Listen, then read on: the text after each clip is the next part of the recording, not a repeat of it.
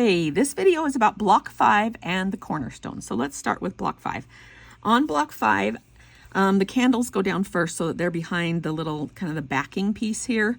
And then the backing piece makes it look like it's the shape of holly without us having to add a ton of layers. And so that backing piece I did, and then I went in and did these green ones so that when I laid, you could try to work around it, but when you lay these on top, it's going to cover part of the stitches there. And I think it's hard to go back and just add the little part that's not there. I think it's easier to put these guys on and then put your leaves and the ball ornaments on top.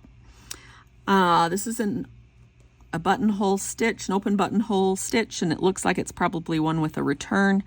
But your instructions will tell you. To do these guys, I did a long bullion stitch, longer than the whole space, and then I kind of tacked it down with these two together so that it has that loop. So it's like a long bullion that goes down, wraps around, and comes back to that spot. And then I just satin stitched over top of it until it filled it in to make it look like the drips in the candle wax. Let's see, anything else on this one? We have videos on the rest of the stitches here. And these are just very long detached chain stitches. And I did the dark ones in the center and then the lighter ones around the outside to give it that look.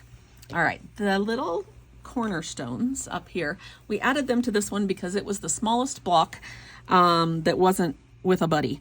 So when I did these cornerstones, I went ahead and I think I've done a separate video on how to do them, but just in case, I took my little block and I folded it so that I had marks. I just finger pressed it, so I knew where the center of this, the center of this, the center of this, and the center of this was. And that way I did not have to pin down my little wool piece here. That made it easier for it not to shift and slide. I've tried at first to pin it down, but it just moved around and it was never in the center. But that's how I managed to get them in the center each time. And then it's backstitch with this super fun thread. The colors on it are super fun. And then these are stem stitched. And so I would just start out here, stem stitch, and when I marked these, I would lay the little pattern down and I would mark the dot here, the dot there, the dot there, and then I would go back and draw the lines in between. So I did all of the cornerstones up really quick that way. First I put all of the wool on, then I stitched around that all the time.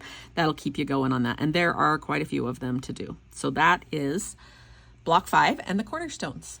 We'll see you next time.